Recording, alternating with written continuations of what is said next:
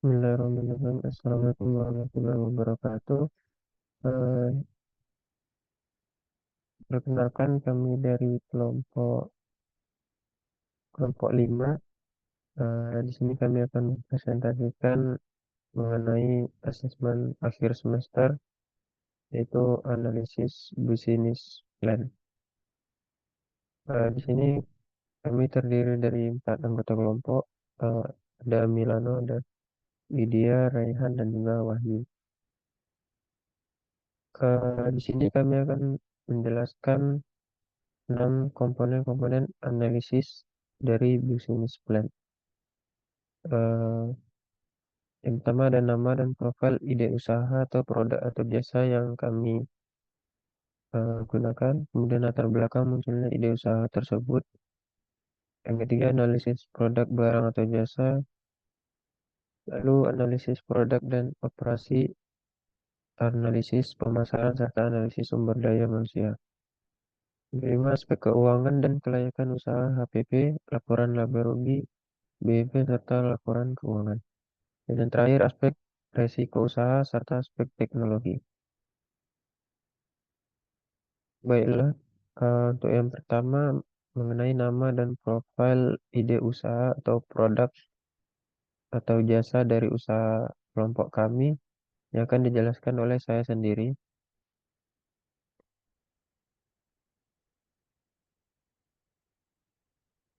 Untuk nama usahanya itu Warm Electronics and Solution. Bidang usahanya itu bergerak di bidang penyediaan spare part elektronik, jasa perbaikan, dan pemeliharaan perangkat elektronik. Deskripsi usaha Warm Electronic and Solution adalah perusahaan yang bergerak di bidang penyediaan spare part serta jasa perbaikan dan pemeliharaan perangkat elektronik. Kami menyediakan berbagai macam komponen dan suku cadang untuk perangkat elektronik seperti televisi, radio, komputer, dan peralatan rumah tangga lainnya. Selain itu, kami juga menawarkan layanan perbaikan dan pemeliharaan untuk memastikan perangkat elektronik pelanggan kami berfungsi dengan baik dan memiliki umur yang lebih panjang. Untuk produk dan layanannya itu terdiri dari spare part elektronik seperti komponen televisi, komponen komputer, komponen audio, serta komponen peralatan rumah tangga. Dan juga menyediakan jasa seperti perbaikan perangkat elektronik, pemeliharaan dan servis rutin, serta konsultasi teknis dan solusi permasalahan elektronik. Untuk visi dan visinya yaitu menjadi penyedia terkemuka spare part dan jasa perbaikan elektronik yang terpercaya dan berkualitas di Batam. Isi memberikan produk spare part elektronik yang berkualitas tinggi dan tahan lama, menyediakan layanan perbaikan dan pemeliharaan yang cepat, efektif, serta efisien, membangun hubungan yang kuat dan saling menguntungkan dengan pelanggan melalui layanan yang prima. Untuk target pasarnya yaitu individu yang membutuhkan spare part dan jasa perbaikan perangkat elektronik. Toko-toko elektronik yang memerlukan stok spare part yang berkualitas dan skala perusahaan yang membutuhkan layanan pemeliharaan dan perbaikan perangkat elektronik mereka. Untuk strategi pemasarannya yaitu dengan membangun kerjasama dengan toko-toko elektronik dan bengkel perbaikan, menggunakan platform digital dan media sosial untuk promosi dan pemasaran, dan memberikan layanan pelanggan yang responsif dan memuaskan. Kemudian keunggulan kompetitifnya itu ketersediaan berbagai macam spare part elektronik dengan kualitas tinggi, tim teknisi yang berpengalaman dan terlatih, dan juga layanan cepat dan efisien dengan harga yang kompetitif. Kemudian poin yang kedua yaitu latar belakang munculnya ide usaha eh, serta solusi yang ditawarkan. Farm Electronic and Solution didirikan dengan tujuan untuk mengatasi beberapa tantangan yang sering dihadapi dalam dunia elektronik, khususnya terkait ketersediaan spare part dan layanan perbaikan yang handal. Berikut adalah beberapa ulasan utama yang melatar belakangi munculnya ide usaha ini. Berikut beberapa latar belakang munculnya ide usaha dari Warm Electronic and Solution.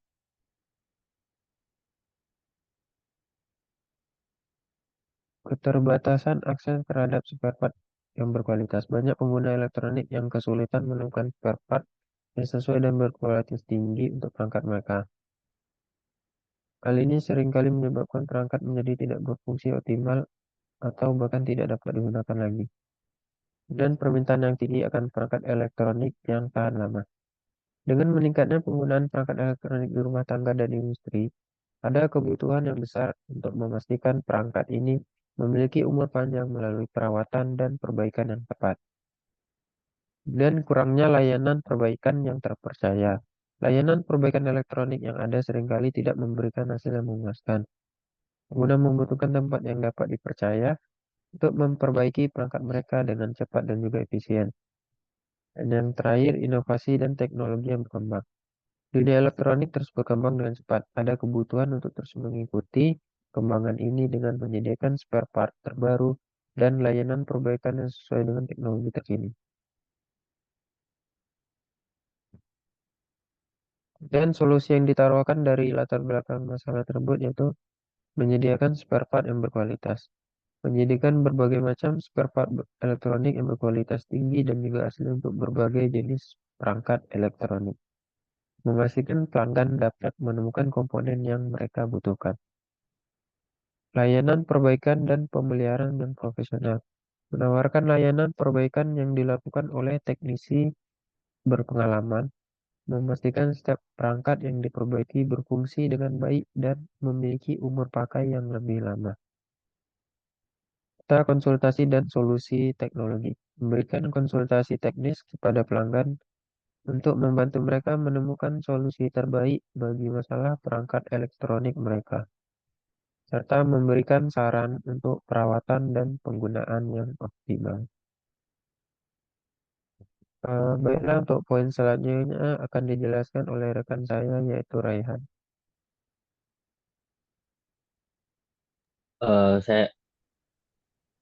Untuk saat ini saya akan menjelaskan tentang analisis produk barang dan jasa.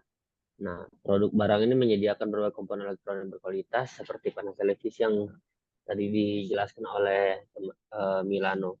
Nah, jasa ini kan masuk ke perbaikan elektronik, pemeliharaan servis, konsultasi teknologi, di mana dia menyediakan layanan perbaikan untuk berbagai perangkat elektronik, layanan pemeliharaan rutin untuk memastikan elektronik bersih optimal dan memberikan saran dan solusi teknis kepada pelanggan untuk permasalahan elektronik mereka. Next, Mil.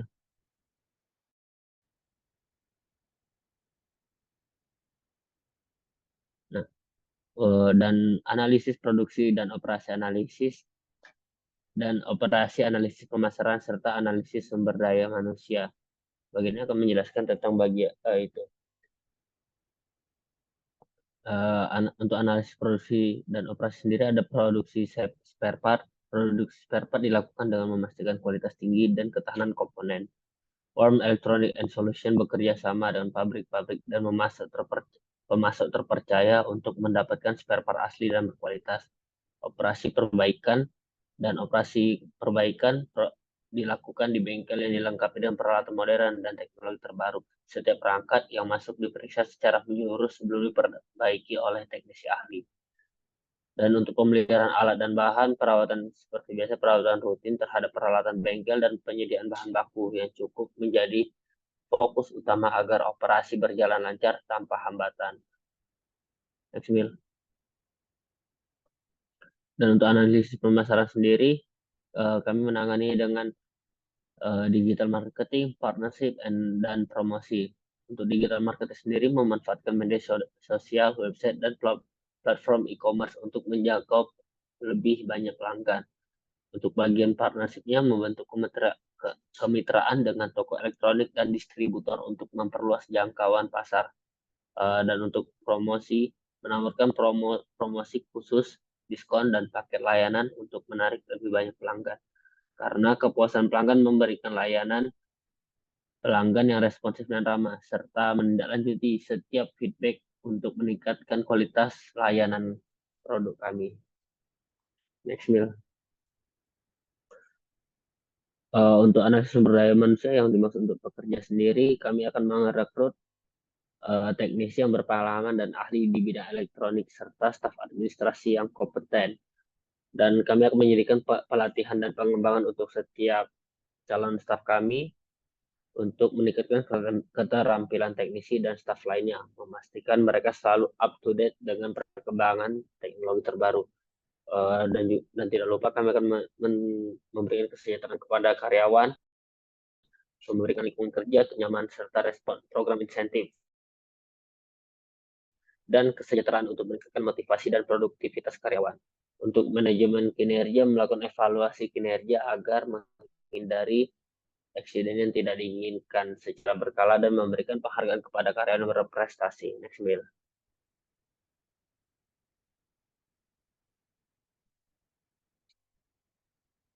Mungkin akan dilanjutkan oleh rekan saya.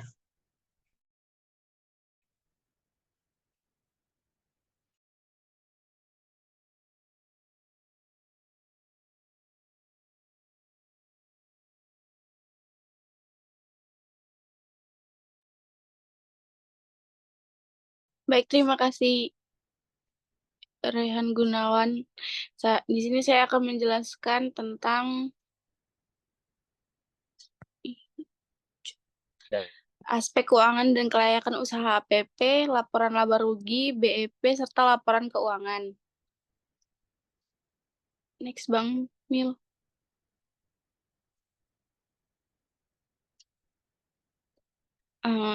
Yang pertama adalah ada laporan harga pokok penjualan. Di sini kita memiliki total HPP sebesar 210 juta rupiah. Nilai HPP itu rumusnya persediaan awal ditambah pembelian dikurang persediaan akhir. Lalu yang di tabel kedua ada laporan laba rugi dengan laba kotor total 290 juta rupiah, total beban operasional 150 juta rupiah, laba operasional 140 juta rupiah, dan total beban lain-lain 40 juta, sehingga menghasilkan laba bersih 100 juta rupiah. Next, Bang.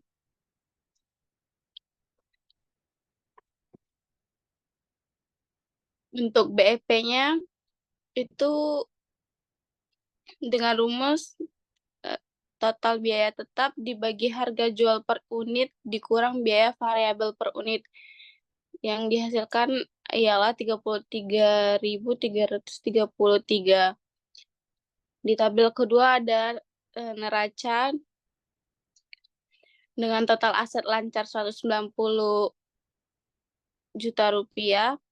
Lalu total asetnya sama dengan 390 juta rupiah, total kewajibannya ada 200 juta rupiah, dan total kewajiban dan ekuitasnya sama dengan 340 juta rupiah. Next, Bang.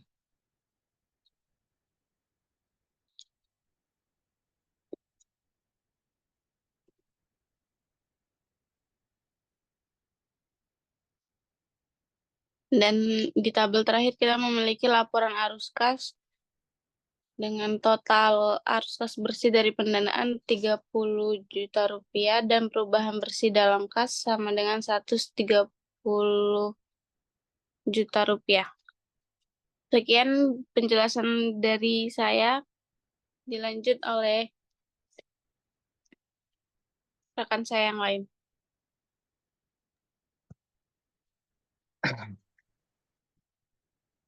Untuk yang nomor 6, aspek resiko usaha serta aspek teknologi.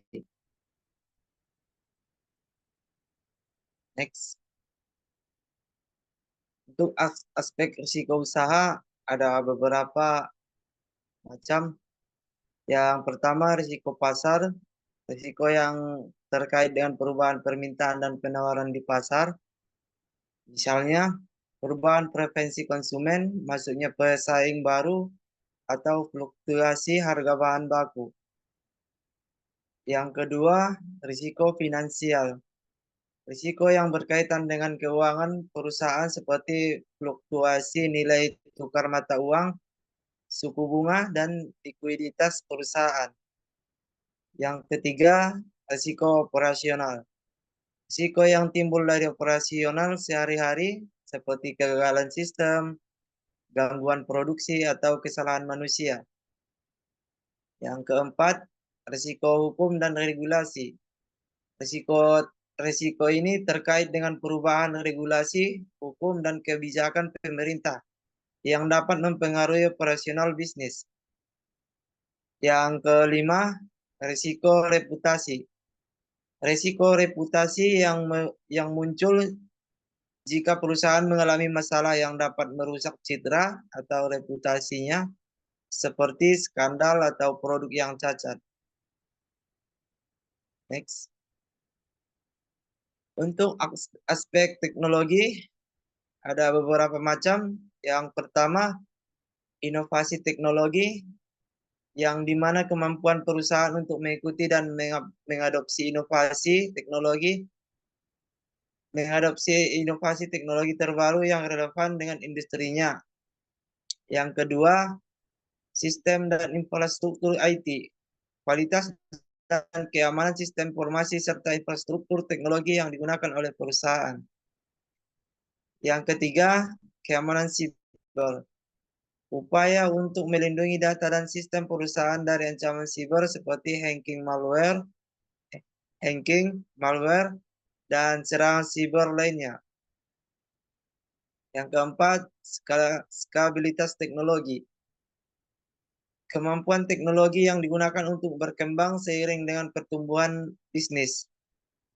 Dan yang kelima, pengembang dan pemeliharaan teknologi, upaya yang dilakukan untuk memastikan teknologi yang digunakan selalu up to date dan berfungsi dengan baik, termasuk dalam hal pemeliharaan rutin dan upgrade sistem.